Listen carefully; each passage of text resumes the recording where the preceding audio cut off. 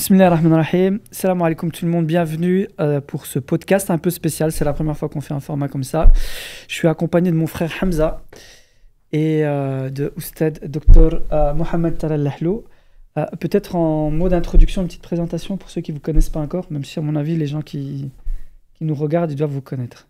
Marhaba, bien sûr, Sizaki. Écoute, Mohamed Talal Lahlou, je suis chercheur en finance islamique, économie islamique, formateur et consultant dans ce domaine également.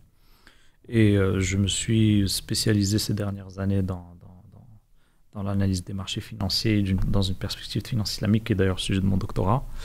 Et j'accompagne un petit peu également les personnes soucieuses d'investir de manière éthique, conforme à l'éthique islamique, et à les accompagner dans leurs projets.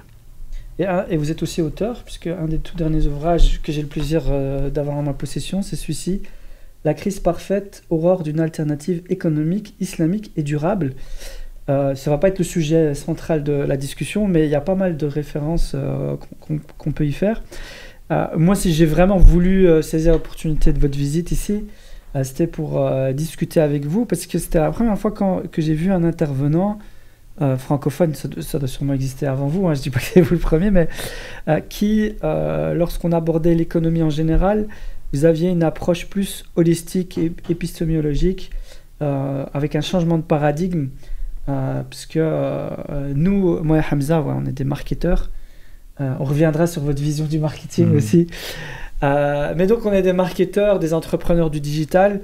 Et j'étais un peu frustré de voir très souvent les gens qui font du marketing à la sauce islamique, mais en fait ils se contentent de mettre une petite couche de vernis, alors que moi je trouve qu'il y a réellement un problème de paradigme. Et lorsque j'ai vu quelques-unes de vos interventions, notamment sur l'économie, sur même la notion d'argent, c'est la première fois que j'ai vu une approche telle que la vôtre. Et la première question que j'ai envie de vous poser, moi et Hamza, on est des gens de notre génération, un peu les gourous du marketing.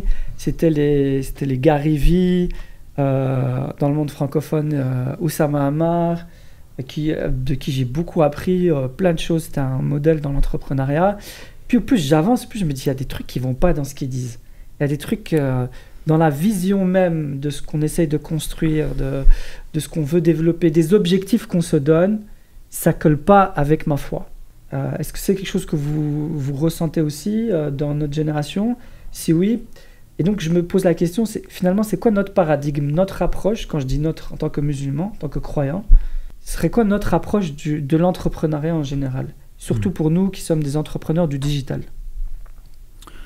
Effectivement, à cet effet, je me rappelle un petit peu d'une parole importante de Friedrich von Hayek qui disait qu'on ne peut pas être économiste sans s'y connaître un petit peu en psychologie, en sociologie et dans les autres sciences humaines.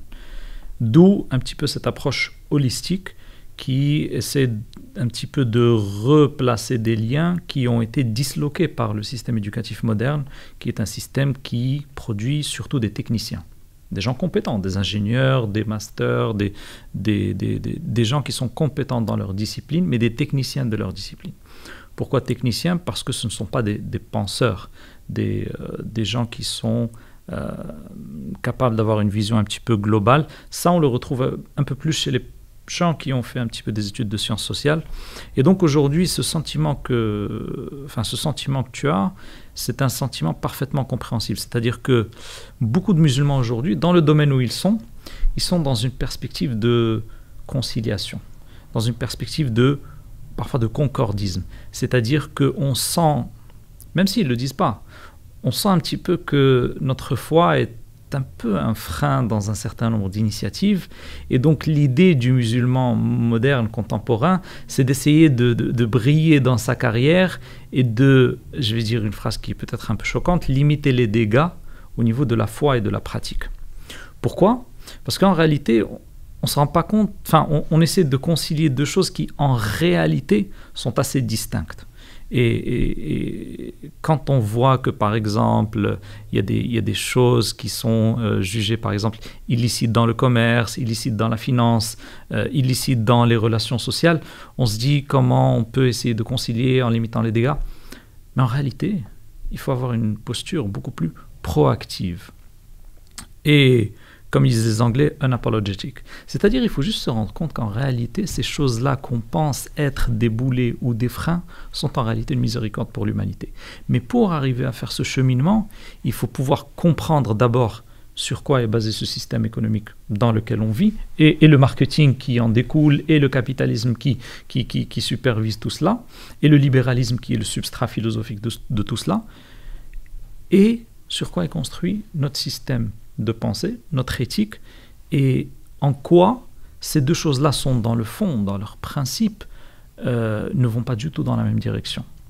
Et donc, en réalité, essayer de faire cette optique de concordisme ou rajouter une couche de halal ou bien rajouter une couche d'islamité ou bien rajouter une couche de finance islamique dans un système qui est parfois parfaitement sur des valeurs et des principes parfaitement opposés, c'est en fait une fuite en avant. C'est permettre à cet état de fait qui est en train de polluer la planète, d'endetter la planète et de faire beaucoup de mal, de continuer un peu plus. Alors qu'en réalité, souvent, parfois, certains malades, pour les guérir, il faut faire une amputation. Par exemple, dans certains cas de diabète avancé, si vous ne faites pas l'amputation, c'est la mort. Donc l'amputation, on n'a pas envie de le faire. On ne se voit pas amputer après. Et ça fait mal. Pourtant, c'est pour notre bien. Donc ici, en fait, l'amputation, c'est quoi? C'est s'amputer d'un certain nombre d'idées préconçues idéologiques qui sont ancrées dans des systèmes éducatifs dont on ne se rend même pas compte. Donc ce pressentiment, en fait, il vient de la fitra. C'est pour ça que souvent, je dis, on peut parler d'économie islamique, on peut parler d'économie de la fitra. Une économie qui est saine, qui replace l'humain au centre du jeu, pas l'argent, pas le capital, et un certain nombre de choses qui rendraient l'activité humaine, l'activité commerciale et sociale parfaitement en symbiose et en sérénité, chose qu'on n'a pas aujourd'hui. C'est une très belle introduction, je trouve. J'allais dire, moi je pars toujours du principe que la mécanique témoigne de l'idéologie. Et très souvent, quand je suis face à, que ce soit des marketeurs qui mettent justement une grosse couche de vernis sur le truc standard qu'on va retrouver sur Internet, et voilà comment gagner de l'argent, voilà comment être libre financièrement, voilà comment être ceci, etc. J'ai toujours ce petit truc justement, comme vous parlez de l'Fitra, qui je trouve le discours très très dérangeant, et je trouve la proposition de valeur très très dérangeant. Et tu sais que c'est quelque chose qui vient d'idéologie, mais aussi on voit qu'en fait, musulman, pas musulman, c'est exactement les mêmes propos qui sont dits. Juste, on rajoute un hadith, on rajoute une ayah, etc. Mais c'est pas possible qu'on rajoute un hadith et une ayah, alors que ce qu'on propose après, c'est exactement la même chose que ce que dit l'autre. Souvent, on entend beaucoup d'entrepreneurs musulmans ou de marketeurs qui prennent les hadiths et les ayahs, qui encouragent à l'entrepreneuriat, qui encouragent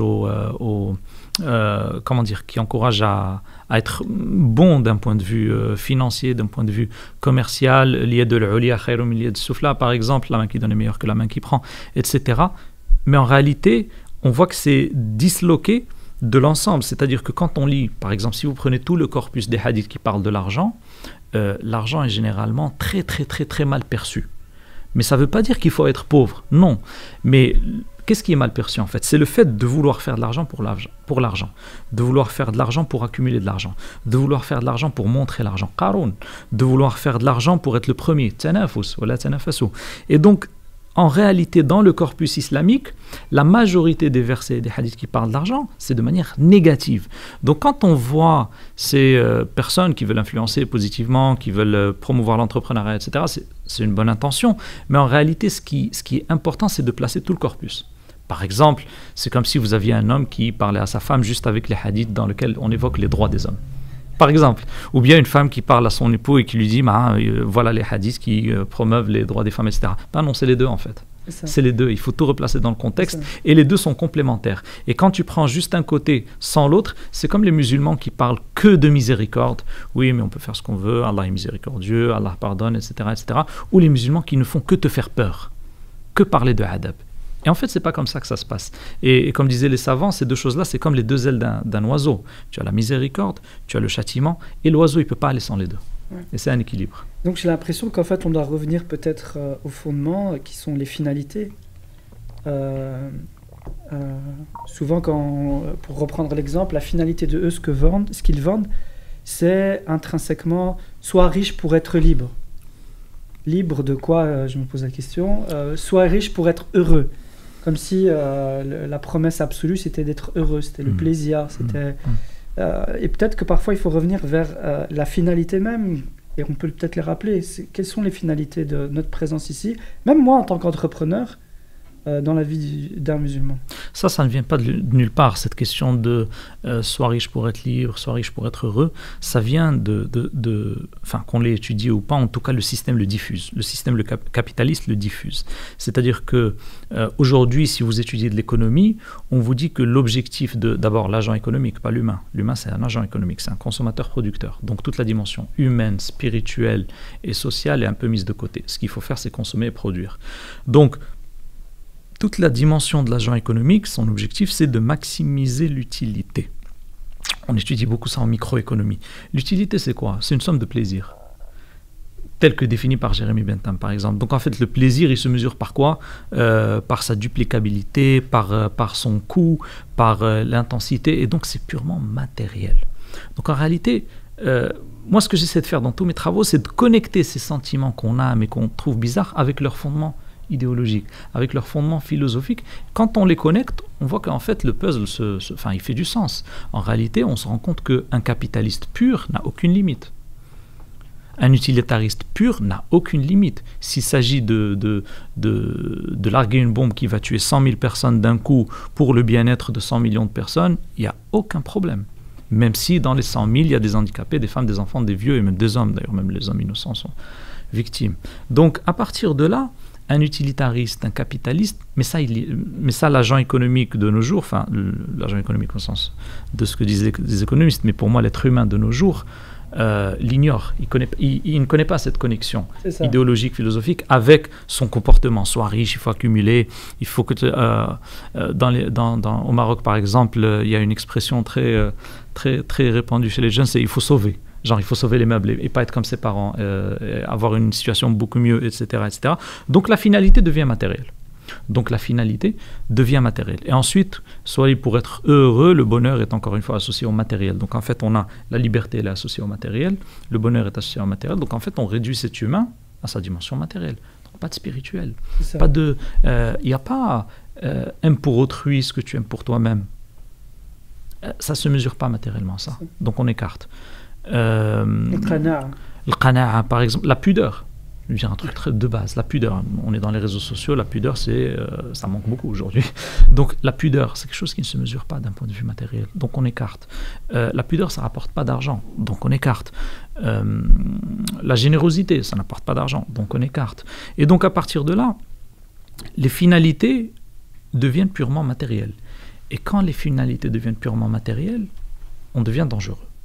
Parce que quand les finalités deviennent purement matérielles, autrui, et là encore je vais connecter avec les fondamentaux, Adam Smith, le canard boiteux, l'entreprise qui a du mal ou qui n'arrive plus à suivre, il faut qu'elle meure. Et ça, c'est une vision darwinienne de la société. C'est celui qui est fort, celui qui arrive à survivre, qui doit survivre. Le faible doit mourir. Et donc, d'un point de vue philosophique, c'est Nietzsche, c'est ce qui est bon, c'est ce qui est fort. Et ce qui est mauvais, c'est ce qui est faible.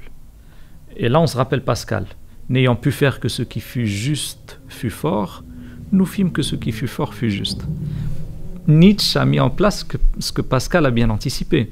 Et donc ça, c'est bien décrit dans l'histoire de Qarun, dans le Coran. L'histoire de Qarun, enfin, je pense que les jeunes doivent vraiment bien lire cette histoire de Qarun et aussi l'histoire de Luqman, l'histoire de Qarun dans le Coran pour comprendre un petit peu vers quoi il ne faut pas aller. Vers quoi il ne faut pas aller. Maintenant, les finalités, effectivement, les finalités pour nous, c'est Ridallah subhanahu wa ta'ala. C'est-à-dire qu'on est là parce qu'on est serviteur de notre Créateur, parce qu'il nous a créés, et vu qu'on est des créatures, on est au service de notre Créateur. Donc les orientations sont données, elles sont dans le Coran, la Sunna et le consensus des savants, et à partir de là, il faut garder en tête que, notamment un hadith que je cite souvent, qui est « Wala tanafasu » ne vous faites pas concurrence. Et aujourd'hui, en économie, on étudie pratiquement que ça. On commence par la concurrence pure et parfaite, les 5 conditions, comment mieux se concurrencer, comment faire concurrence aux autres. Et ce concept de concurrence, il est important dans ce que vous développez, parce que nous, comme on a dit, on a grandi avec cette mentalité start-up. Le but, c'est d'aller le plus vite possible pour dépasser la concurrence, écraser la concurrence, se différencier de la concurrence, quitte à parfois casser du sucre sur la concurrence. Tout ça, vous dites, c'est pas dans notre vision à nous. Mon premier livre, il est sur la concurrence, justement. Donc, je sais bien de quoi je parle. Et cette concurrence doit être une concurrence éthique. Elle ne doit pas être une concurrence sur la... Le musulman ne doit pas focuser ses priorités sur la concurrence sur la dunya. Ne vous faites pas concurrence. Les savants ont expliqué ça, la concurrence sur la dunya. Donc j'ai envie d'être le premier, j'ai envie d'être j'ai envie d'écraser les autres, j'ai envie et cette perspective de si l'autre gagne, moi je vais gagner moins. Si je gagne plus, l'autre va gagner moins. Non, ça, c'est pas une perspective musulmane. Les rizqs sont déjà distribués. Et donc, le fait de gagner plus ne se fait pas forcément au détriment de l'autre. Enfin, je n'ai pas à écraser l'autre. C'est pas un manque de tawakkul, ça. Disons que c'est une sorte de manque de connaissance sur le rizq ou de manque de foi sur le rizq. Je cite souvent des exemples de commerçants dans les vieilles villes marocaines où quand tu avais quelqu'un qui a fait 2 ou 3 transactions le matin et qu'un quatrième client venait, il lui dit écoute, passe chez mon voisin, il n'a pas encore fait de transaction. Un dropshipper aujourd'hui ne ferait jamais ça. Ça serait compliqué. Et ça... J'imagine que des fois, nous en marketing, on fait des stratégies en Google Search où je vais me positionner sur le nom de marque de mon concurrent pour lui voler, pour créer de la confusion. Voilà, il te cherche toi, mais moi je vais me positionner sur ton mot-clé à toi pour te le voler. C'est compliqué ça. Et à partir de là, donc, les gens pensent que leur réussite se fait nécessairement au détriment de la réussite des autres. Non, toi tu travailles, tu fais ton business, et les hadiths et les versets qui parlent de l'autonomie, de l'indépendance financière, de ne pas non plus oublier cette dunya, c'est des hadiths qui fait le fait que l'yad l'ulia khayrun min al-sufla, la main qui donne est meilleure que la main qui prend, c'est pour que tu ne sois pas une charge sur la communauté, pour que tu ne sois pas un fardeau sur la communauté, pour que tu sois un contributeur. D'ailleurs, même l'une des perspectives de la zakat, je ne sais pas est-ce que les dropshippers calculent la zakat, les stocks sont soumis à la zakat. Ça, c'est juste une parenthèse. Donc en somme, cette réussite individuelle, les hadiths qui parlent de l'yad l'ulia, khayrun min al sufla, etc., c'est pour que tu sois un contributeur, pour que tu ne sois pas un fardeau sur la communauté. Donc, et pas du tout pour que tu accumules pour accumuler comme dans le capitalisme. Parce que dans le capitalisme aujourd'hui, ce qui monte, c'est l'ostentation. D'ailleurs, son nom même, ce n'est pas le travaillisme, c'est le capitalisme. Et ça, c'est révélateur. C'est révélateur. Alors que tout le capital, tout le capital hors capital naturel qu'il y a sur Terre au départ, mais le capital construit, les usines, les murs, les voitures, etc., c'est un emmagasinage de travail. Donc en réalité, dans l'équation de production P égale K plus L, production égale capital plus travail, en réalité, le K, c'est une fonction de L. Donc tout est fonction de L. Labor, travail. Et donc à partir de là, ce système qui a mis le capital au centre du jeu et qui fait que de toute façon, quel que soit le nouveau business model, la nouvelle opportunité qu'on va trouver, qu'elle soit éthique, non éthique, immorale, polluante, si ça rapporte de l'argent, c'est bon. Si ça ne rapporte pas de l'argent, on ne valorise pas. Et c'est le critère, le seul critère indicateur. Donc en réalité, quand on part sur ce critère unique, les autres critères ne sont que superflus, ne sont que des artifices. Donc tous ces accords internationaux sur la dépollution, etc., tant qu'on ne résout pas le fait que les gens mesurent la réussite par le capital, on ne va pas résoudre les problèmes de cette planète et on ne va pas résoudre les problèmes des individus dans cette planète. Ouais, ta valeur, elle est surtout dans le capital, le patrimoine que tu as construit. Combien tu pèses? Ouais. Justement, moi, le combien tu pèses, c'est déjà entre nous. Mais j'ai l'impression très souvent que même en discutant avec les gens, en les écoutant, etc., sur ces sujets-là, qu'ils associent directement leur valeur, mais même auprès d'Allah, sur la réussite de leur projet et sur la valeur des projets qu'ils font. C'est-à-dire, si j'ai bien réussi ça, c'est qu'Allah est content de moi. Si j'accumule les biens, si j'accumule la réussite, etc., c'est qu'Allah il est content de moi. C'est qu'il est satisfait de moi, c'est pour ça qu'il me barek dans ce que je fais. Les musulmans sont devenus protestants sans que je le sache. C'est alors. Exactement ça. C'est incroyable. C'est incroyable. Non, c'est pas. Enfin, il faut replacer les choses dans leur contexte et faire la part des choses.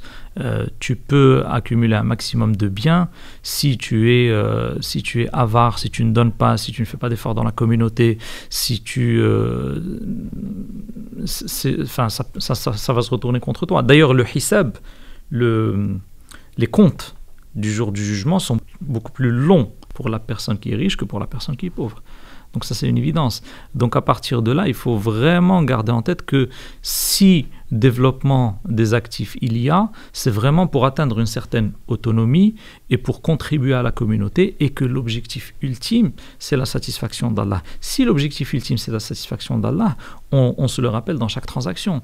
Et donc, on va se rappeler le hadith, vous n'atteindrez la croyance, la foi, que quand vous aimerez pour votre frère ce que vous aimez pour vous-même. Ouais. Juste pour contextualiser, pourquoi vous avez dit les musulmans sont devenus protestants? Parce que le protestantisme voit dans la réussite de la dunya une réussite dans l'au-delà. Comme si vous étiez mbarak, vous avez la baraka d'Allah Azza wa Jal, c'est pour ça que vous êtes riche. Et il faut chercher à être riche. Il faut chercher à être riche, parce qu'on a un autre corollaire, encore une fois, il faut contextualiser. Dans le catholicisme, c'était un peu l'inverse, c'est-à-dire qu'il y avait une promotion de l'ascétisme exagérée, etc. Donc oui, c'est pour ça que j'ai dit qu'ils sont devenus protestants sans qu'on le sache.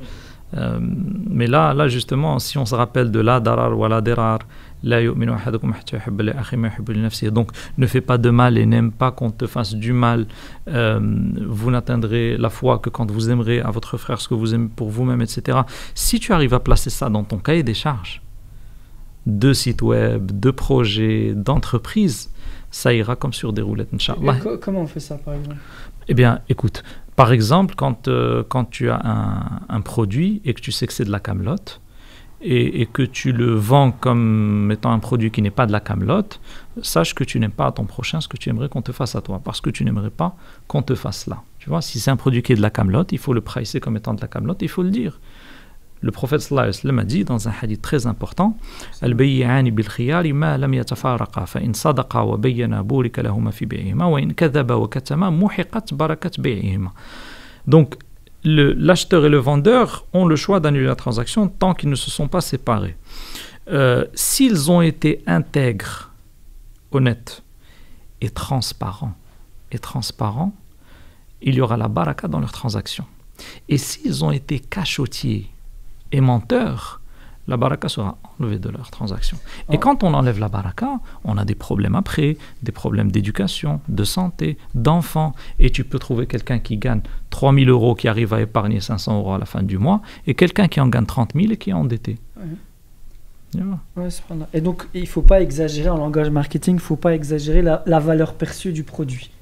Même en faisant un beau marketing, n'exagère rien, c'est quelque chose qui vaut... C'est deux hadiths, la darar wa la dirar, et tu ne fais pas autrui ce que tu aimerais pas qu'on te fasse. Et franchement, c'est un guide très très clair. Très très clair dans les transactions. C'est quand même un des fondements aussi du marketing white hat, c'est apporter de la valeur au client.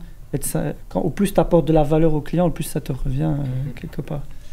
Je voulais revenir sur... Tout à l'heure, vous avez dit une phrase assez rapidement. Ça, c'est une mauvaise compréhension du risque. Est-ce qu'on peut développer ça? Effectivement, le risque, c'est quelque chose qui est déjà clair, qui est déjà établi. Donc, en fait... Comment traduire risque pour ceux qui sont... Le risque, c'est les actifs, ce que tu vas gagner toute ta vie. Ouais. Tout ton simplement. Capital, voilà, ton capital financier, voilà, exactement. Et ce risque, il est déjà établi. Juste pour être clair, le risque, c'est pas que financier, ça peut être aussi la santé, ça peut être... Oui, bien sûr, les enfants, etc. Bien entendu. Donc ce risque, c'est... Parce que là, on était dans un contexte financier, donc j'ai un peu cadré le scope, mais effectivement, c'est beaucoup plus large que ça. Et donc ce risque, il est déjà prédéfini. Étant prédéfini, ce qu'il t'est demandé, ce n'est pas de faire une action pour gagner plus, et en gagnant plus, tu vas écraser ton voisin, ou tu dois écraser ton voisin, ou tu dois gagner au détriment de ton voisin, ou tu dois descendre l'image de ton voisin. Non. Toi, tu agis parce que Dieu a dit dans le Coran, agissez. Et Dieu verra vos actions et son prophète. Donc, en fait, on agit parce qu'il nous est demandé d'agir. pas parce qu'on pense que l'action qu'on va faire va permettre de gagner de l'argent au détriment de son voisin. Tu vois ce que je veux dire? Ou de son concurrent. Parce que penser comme ça, c'est quelque part croire que tout est entre tes mains, en fait. C'est ça, et ça c'est très grave. Ouais, ça, le c'est très grave. self-made man, Ouais. j'y suis arrivé parce que j'ai travaillé dur, parce que... Vas-y, dis-le 40 fois devant le miroir et tu vas y arriver. Ça, c'est l'une des conséquences dramatiques du coaching de nos jours. Et ça vient d'une mentalité panthéiste, en fait. Panthéisme, c'est quoi? C'est le fait de prendre soi-même la nature comme étant Dieu. Tout est Dieu, en fait. Et c'est un peu spinoziste, une vision de Spinoza de la vie. Et ça nous vient beaucoup des cultures orientales. Donc, en fait, beaucoup de gens en Occident, quand ils ont perdu les valeurs et les repères, à cause de cette laïcité violente qui s'est installée dans un certain nombre de pays et de ce capitalisme violent et prédateur qui s'est installé dans certains pays, notamment le capitalisme financier, eh bien, on a eu de plus en plus de pertes de repères. D'ailleurs, les gens sont de plus en plus en dépression dans ces pays-là, de plus en plus malheureux. Et donc, à partir de là, on s'est orienté vers des cultures orientales, notamment bouddhistes, notamment shintoïstes, hindouistes, etc., qui ont, pour un certain nombre d'entre elles, des visions panthéistes. Et donc que l'homme et la nature et cette énergie, transmission de l'énergie, tout ça c'est presque anti-islamique en fait, cette théorie de l'énergie qui va être véhiculée d'une personne à une autre, etc. Et ces choses-là, eh bien on les a importées en Occident. Et on a commencé à faire en sorte que, au lieu de demander à Dieu de nous aider à parvenir à quelque chose, on le demande au miroir. Voilà, tout simplement. Et ces choses-là, c'est effectivement le reflet d'une crise de la foi d'abord, parce que je comprends peut-être qu'une personne qui n'est pas musulmane puisse le faire en l'absence d'un cadre de valeurs ou d'une religion qui a été combattue. Mais qu'un musulman fasse ce genre de choses et pense que c'est entre ses mains et que c'est lui qui fait son destin, ça c'est très grave. Ça, c'est très grave. Ce qu'on est en train de dire, c'est qu'il faut faire sabab, tu dois mettre les actions. Bien entendu. Mais à aucun moment donné, tu oublies que le résultat, il est entre les mains d'Allah Azza wa Jal. Bien sûr. Et que donc il faut lever les mains et faire de dua. Même ton action pour les résultats, elle a été... Enfin, c'est dans le cadre de la volonté divine. Ce n'est pas... Enfin, tu peux faire tous les asbab du monde et le résultat ne sera pas là. Donc en fait, pourquoi on agit pour avoir un résultat?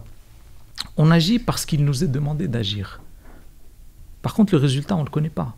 Et il est déjà écrit. Et il n'est pas dû. Et il n'est pas dû. Et donc, c'est pas parce que tu travailles dur, que tu te lèves tous les jours, tu pries le fajr et que tu fais des sadaqas que tu vas devenir riche. Disons que dans le cadre des sunan kawniyya, c'est-à-dire dans le cadre des règles que Allah subhanahu wa ta'ala, que Dieu a mis dans la terre, c'est plus probable que quelqu'un qui va faire ses efforts ait un résultat que quelqu'un d'autre. Mais c'est pas systématique et ce n'est pas quelque chose que tu connais d'avance. Donc en fait, ce qui dépend de toi, c'est ton action, c'est ce que tu vas vouloir faire. Donc tu agis parce qu'il t'est demandé d'agir. Et j'insistais sur le dû parce que je constate beaucoup de gens quand même qui font beaucoup d'efforts et qui à un moment donné, dans leur foi, ils ont des crises parce qu'ils n'ont pas obtenu le résultat voulu. Ils ne sont pas devenus riches alors qu'ils font les 5 prières, qu'ils font des sadaqas, ils font tout comme il faut. Et presque quand tu parles, il a l'impression que c'est un dû, on lui doit ça. C'est une injustice. Voilà, c'est une injustice. Il y a des prophètes qui étaient pauvres. Ouais, voilà. Comment dans ce cas-là on va justifier ça? Non, la situation, c'est le risque justement que l'on ne connaît pas, qui n'est pas entre nos mains. Et donc nous, ce qui nous est demandé, c'est d'agir, c'est de faire l'asbab et de demander à Dieu subhanahu wa ta'ala. Donc il y a deux extrêmes en fait. Il y a ceux qui disent ouais, c'est pas la peine d'agir vu qu'il y a un destin. Et eux, ils n'ont pas compris en fait. Et il y a ceux qui disent de toute façon, il ne faut compter que sur les causes matérielles. Croire en soi. Voilà, il faut croire en soi, en ses capacités, machin. Alors que le prophète sallallahu alayhi wa sallam, dans un hadith, il faisait un dua وَلَا تَكِلْنِي إِلَى نَفْسِي طَرْفَةَ عَيْنٍ. Et mon Dieu ne fait pas que je repose sur moi-même, même le temps d'un clin d'œil. On se repose, on demande à Dieu de nous aider, se reposer sur soi, c'est limite penser que pendant le temps où tu te reposes sur toi-même, en fait, c'est toi qui vas faire ton destin. Ça, c'est dangereux. On est dans une frontière un petit peu sur laquelle il faut faire attention. Et cette discussion, elle me rappelle une discussion que j'ai eue avec lui, où on parlait justement, tu te rappelles, du bonheur. Qu'il y a beaucoup de gens aujourd'hui, leur objectif principal, c'est de ne plus avoir de problème. C'est d'être heureux de dunya. C'est quoi ça? Ils veulent le paradis tout de suite. Et donc, pour eux, les ibtila, Enfin, ils veulent travailler dur pour se mettre bien et être à l'aise. Et quand tu l'entends, en fait, il croit qu'il va plus avoir de problème. Et s'il travaille dur, eh ben, c'est pour ne plus avoir de problème. Mais l'ibtila, ça fait partie de la vie du début jusqu'à la fin, quoi. C'est ça, il faut aller faire un tour dans la vie des milliardaires pour voir que l'ibtila ne disparaît pas. Mais c'est juste qu'il change de forme. Il n'est pas matériel. Il peut être matériel par la fitna, par les risques, etc. Il peut être matériel, même pour un milliardaire, mais il peut aussi être ibtila avec l'épouse. Une mauvaise femme ou un mauvais mari peut te faire perdre les pédales et peut te mettre en dépression. Ça, c'est un ibtila. Les enfants, ça peut être un ibtila. La santé, ça peut être un ibtila. Donc le matériel ne va pas résoudre tes... Au contraire, moi, je vais te donner un exemple qui fait froid dans le dos en réalité. C'est quelqu'un qui a gagné dans une loterie américaine un montant très important, ça devait être peut-être 75 millions de dollars, quelque chose de très très important. Première conséquence, il a perdu tous ses amis. Parce que tout le monde commençait à le voir comme étant un portefeuille sur pattes, et pas du tout comme le membre de la famille qu'on avait. Et lui ne supportait pas ça. Donc à chaque fois que quelqu'un poussait un peu le bouchon sur la partie financière, ben, il ne répondait plus parce que de toute façon, il savait que ça allait être oui, tu peux me donner, tu peux me faire. Donc il a commencé à perdre tous ses amis petit à petit. Les gens qui étaient proches de lui se sont éloignés, il se retrouvait seul. Il a fait un cadeau à une de ses proches, une nièce, je pense. Il lui a offert un oreiller plein de billets, pensant vouloir lui faire plaisir, etc., etc. La fille est allée acheter de la cocaïne, je pense. Elle a fait une overdose, elle est morte. Donc l'ibtila n'est pas forcément là où on pense. Il n'est pas forcément là où on pense et il faut faire attention. En pensant que l'ibtila va se terminer, c'est qu'on pense qu'on va entrer en paradis sur Terre. Oui, il fait c'est partie pas du de tout la le vie. cas. C'est la vie, c'est une composante.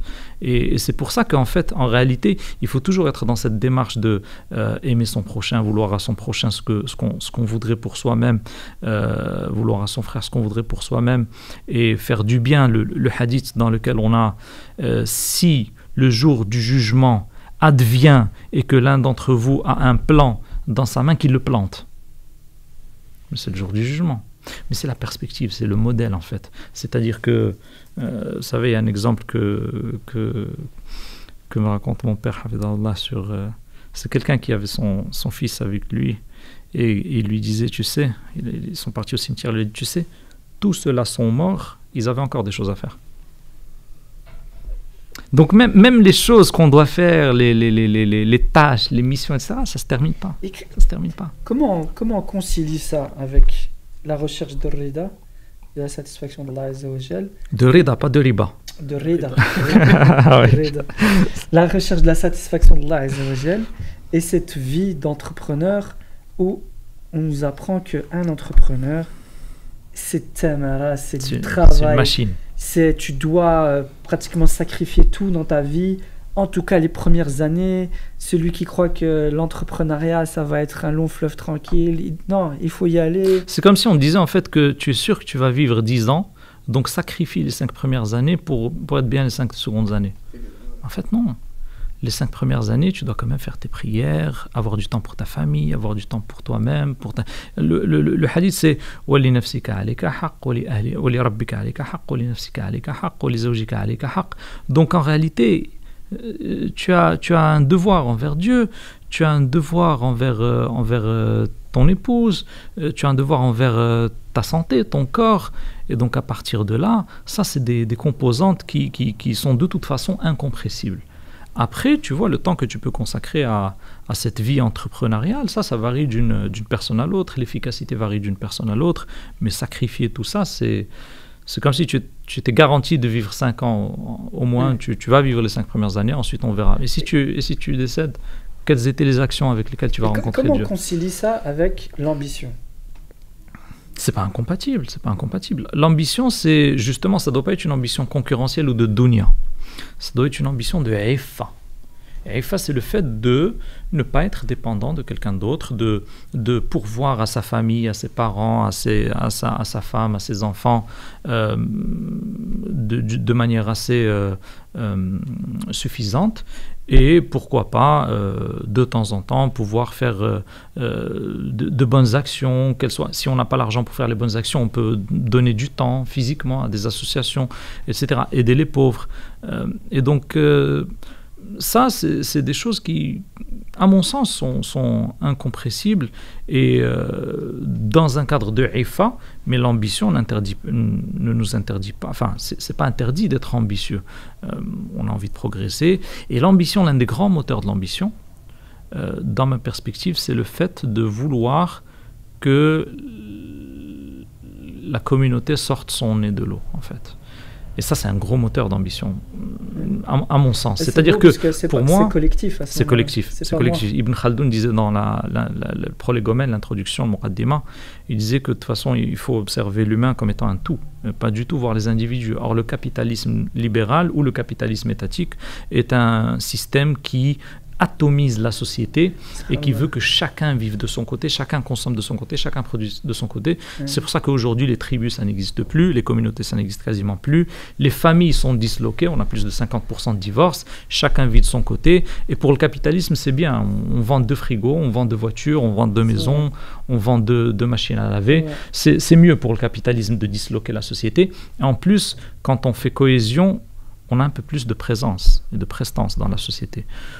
Chose qui ne plaît pas particulièrement à un certain nombre de courants et au capitalisme particulièrement parce que on sera moins manipulable. C'est un effet secondaire du capitalisme que je n'avais pas vu. Le fait que en fait, ça cultive un esprit très individualiste et c'est la construction de mon patrimoine. Et c'est vrai que l'autre jour, vous parliez de l'Waqf, le capitaliste s'en fout complètement de l'Waqf.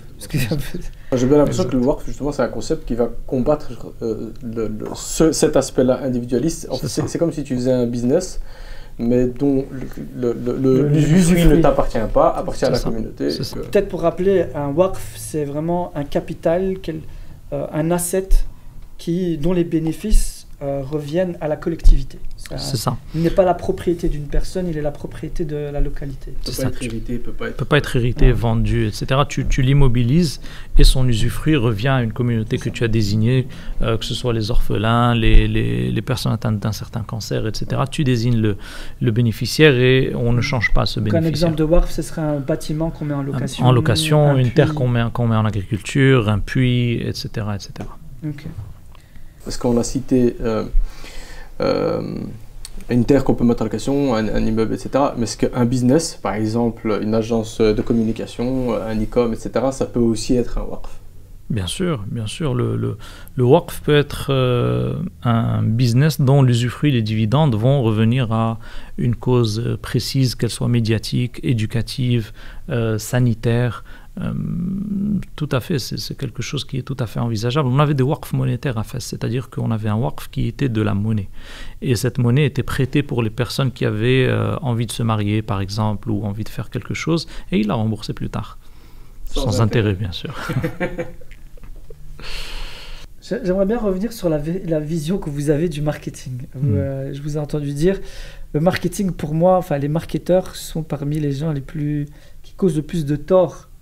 Dans le top 10, en tout cas. Dans le top 10 des métiers nuisibles de ce monde. Ouais. Alors, nous, en tant que marketeurs... c'est difficile, je comprends. C'est dur à entendre. Donc, c'est quoi qui vous fait se dire ça?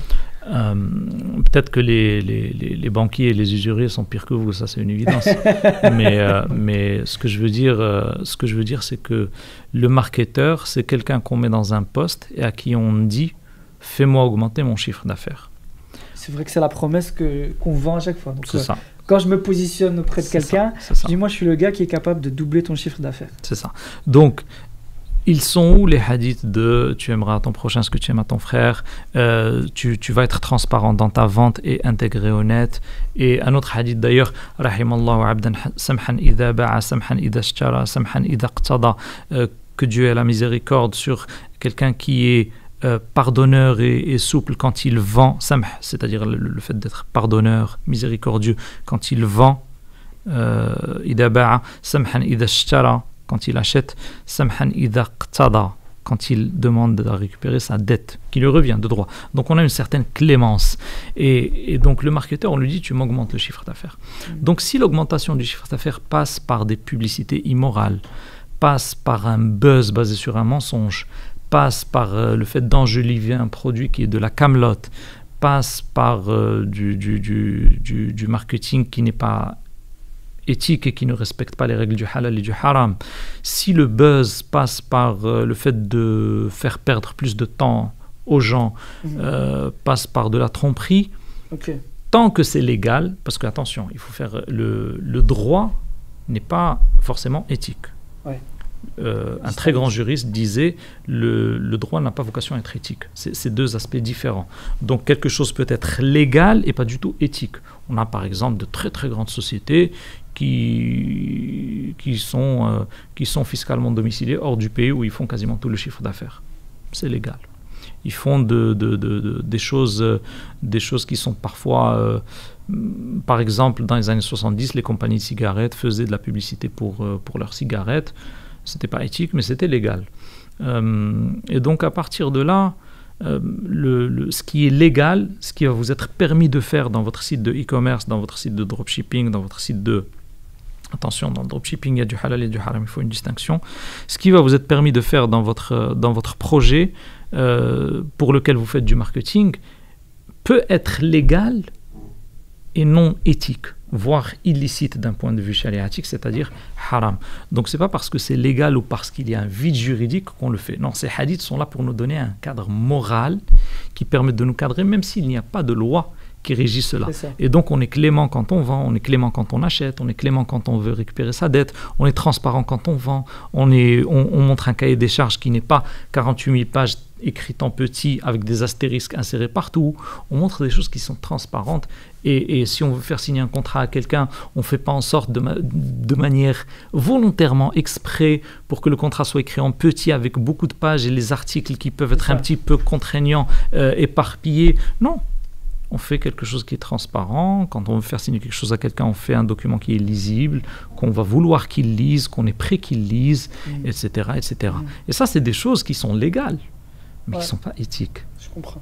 Alhamdoulilah, je ne me sens pas concerné dans ce que vous dites. C'est-à-dire, on est quand même dans une approche où déjà on sélectionne le type de clientèle qu'on va chercher, donc dans les secteurs qui nous parlent.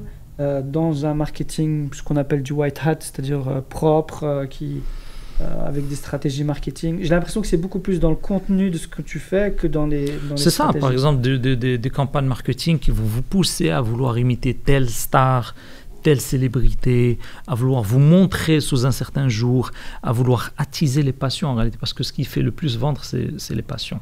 Si tu attises les passions de type... c'est quelque chose qu'on apprend dès le début, taper dans l'émotion. Taper dans l'émotion, exactement. Je me rappelle une fois, et je le cite souvent, cette expérience, j'allais faire un stage dans un magasin de très haute couture dans les Champs-Élysées, d'une marque qui est quasiment l'une des marques les plus connues de la place.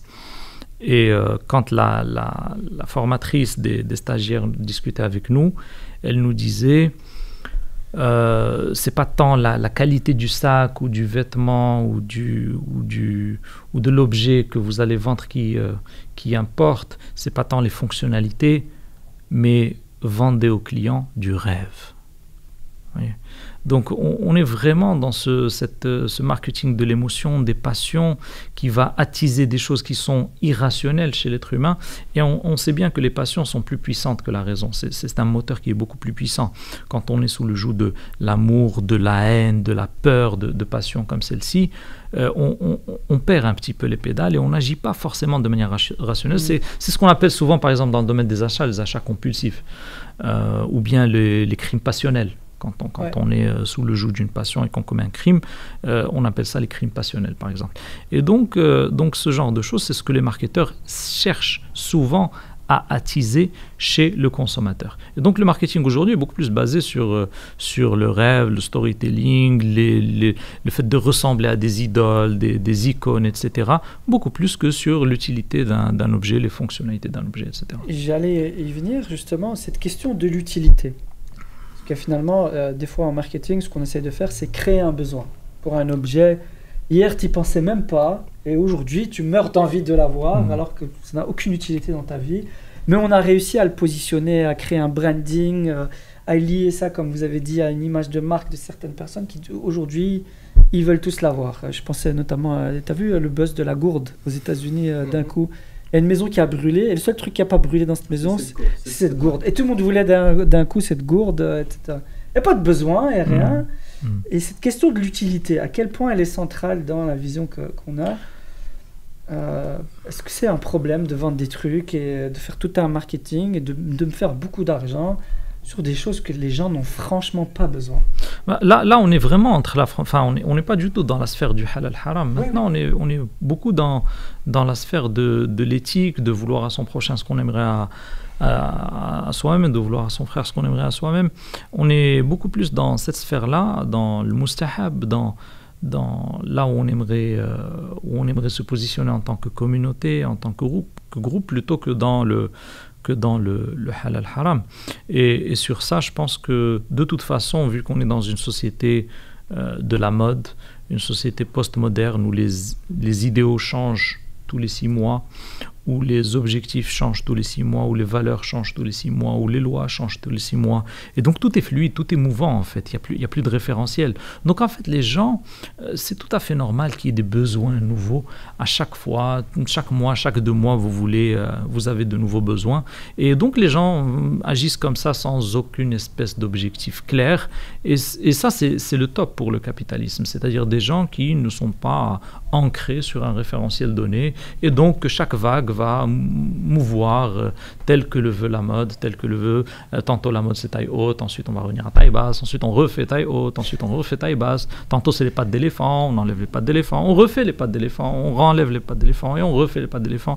Et c'est comme ça en fait de génération en génération, jusqu'à ce que la personne se dise mais qu'est-ce que j'ai fait d'intéressant pendant 50 ans en fait? Moi j'ai l'impression justement que si on vise la collectivité, si on vise le bien pour la communauté, etc., on est beaucoup moins susceptible de tomber sur le fait de vendre des choses comme ça ou de marketer des choses qui sont totalement inutiles. Parce que comme tu veux le bien de la collectivité, tu vas essayer de proposer quelque chose qui va justement servir cette collectivité-là. Et pas rester sur des produits qui vont te faire gagner que toi, tout seul. C'est ça. Et subhanallah, pour revenir tout le temps dans cette notion de collectivité, il y a aujourd'hui une tendance que je vois chez plein de jeunes qui est le fait de se faire de l'argent sur des trucs complètement débiles. Quand je dis débile, c'est-à-dire que ça n'apporte rien au monde. Comme le trading. Le trading où, et voilà, dernièrement, il y a une trend de TikTok où on t'apprend à faire de l'argent avec l'algorithme TikTok. Et donc, ils passent leur journée dans leur chambre à créer du contenu qui complètement stupide, mais c'est du contenu qui a été étudié parce que ça hypnotise les gens. Pour capter l'attention. Ça capte l'attention des gens et ça te fait passer du temps. Et le mec, il fait des 4 000, 5 000, 6 000 euros. Et il est fier de ça. Il a trouvé un hack dans le business model du réseau social dont le but est de retenir l'attention des gens le plus. Comment tu concilies ça avec vous êtes là pour être une miséricorde sur terre? Parce que le prophète sallallahu alayhi wa sallam a dit ou plutôt on a un hadith authentique dans lequel il est dit Naha Nabi sallallahu alayhi wa sallam an al-qil wal-qal wa katrat as-su'al wa ida'at al-mal, ou comme qala Nabi sallallahu alayhi wa sallam. C'est-à-dire que le prophète sallallahu alayhi wa sallam nous a interdit al-qil wal-qal, un tel a dit sur un tel a rapporté d'un tel, une telle a dit d'une telle, tu sais, une telle a pensé que une telle, al-qil wal-qal. Wa katrat as-su'al, ne pas arrêter de poser trop de questions, surtout et n'importe quoi, tout le temps poser des questions. Ça ne veut pas dire qu'il ne faut pas poser des questions intéressantes. Wa ida'atul mal. Ida'atul mal, c'est de gaspiller. Et parmi les choses les plus importantes qu'on a dans notre vie, c'est le temps. Et souvent, on entend souvent le temps, c'est de l'argent. C'est plus que de l'argent en réalité. Parce qu'on peut avoir du temps et pas de santé. Et donc, on peut avoir de l'argent et pas de santé. Et dans ce cas-là, le temps, c'est une souffrance. C'est une souffrance. Donc, en réalité, le temps, oui, souvent, ça peut être transformé comme étant de l'argent, mais c'est plus de l'argent, parce que si on utilise notre temps pour faire du bien, c'est beaucoup plus valeureux que de l'argent. Et donc, quand on gaspille l'argent, comme disent les savants dans la jurisprudence, c'est ce qu'on appelle qiyas al-awla, l'analogie qui est évidente, parce que c'est encore plus évident. Gaspiller le temps, c'est pire. Gaspiller le temps, c'est pire. Et donc, si mon business model, c'est de gaspiller le temps des autres, il faut se poser des questions. Il faut se poser des questions. Comme j'ai dit, nous, notre vision de l'économie, c'est une vision qui est une miséricorde pour l'humanité. Et pas juste pour la communauté. C'est une miséricorde pour l'humanité. C'est pour ça que, par exemple, je n'irai pas faire du marketing pour une banque parce que je sais que la banque est un instrument de nuisance financière nationale et internationale. Et donc, je ne veux pas participer, enfin, je ne dois pas, parce que ça, on parle du halal haram, je ne dois pas participer à l'amélioration des activités de cette institution qui fait du mal, même si tu peux trouver des gens dans la banque qui ont de très bonnes intentions, très nobles, qui sont très bons avec leur famille, etc., mais ils sont dans une institution qui fait du mal, d'un point de vue micro et macro, et ça, c'est prouvé. De la même manière que tu peux avoir quelqu'un qui travaille dans une mine d'un certain métal, par exemple, et ce métal est utilisé pour faire des couteaux, des poignards qui sont achetés par la mafia. Cette personne-là, si elle ne sait pas dans quoi va ce métal, bon, il fait un travail, on peut dire qu'il ne sait pas. Mais si tu sais que tu extrais un métal qui va aller pour aider des gens qui sont dans la mafia, tu ne le fais pas, tout simplement. Et donc, tu peux être quelqu'un qui est très bon, qui a de très bonnes intentions, qui est très bon avec sa famille, etc., mais il ne faut pas aider. C'est pour ça que Dieu dit dans le Coran, entraidez-vous dans ce qui est bien et dans tout ce qui est piété, et ne vous entraidez pas dans ce qui est péché et dans ce qui est oppression. Très important. Et si on arrive à juste se rappeler ces deux éléments clés, ça nous résout beaucoup de situations en réalité. Peut-être en conclusion, quels seraient pour vous les fondamentaux, peut-être trois règles, 3 valeurs à avoir en tête lorsqu'on se lance dans l'entrepreneuriat digital? Lorsque je me lance, on a parlé de pas mal de problèmes et de solutions avec des pistes très, très concrètes, mais si les gens devaient retenir 3 choses de ce qu'on s'est dit ici, ce serait quoi? La première, celle-là, je pense on va la mettre en socle parce que c'est comme si on va griller une carte, mais c'est qu'il faut impérativement éviter, non seulement éviter, mais aussi combattre tout ce qui va conduire à de l'usure, intérêt, usure. Ça, c'est un socle. Ensuite, on peut dire que l'un des premiers points, c'est ne sois pas un maillon dans une chaîne dont l'aboutissement est néfaste pour la communauté et d'un point de vue plus large pour la société. Deuxièmement, si tu sens que quelque chose n'est pas bon, ne te contente pas de l'éviter, combat-le. Si tu sens que quelque chose n'est pas bon, ne te contente pas de l'éviter, combat-le. Si tu l'évites, dis à la personne qui est impliquée dedans que tu ne vas pas travailler avec elle pour telle raison. Quelqu'un t'apporte un produit dans lequel il y a de l'illicite ou une publicité illicite, ne lui dis pas non, je ne pourrais pas faire ce produit, je ne vais pas faire ce projet parce qu'il implique ceci et que la conséquence de ceci, c'est cela. Okay? Et le troisième point fondamental, c'est qu'est-ce que tu vas laisser comme trace dans la Ummah, dans la communauté. Ça, c'est très important pour moi, je pense.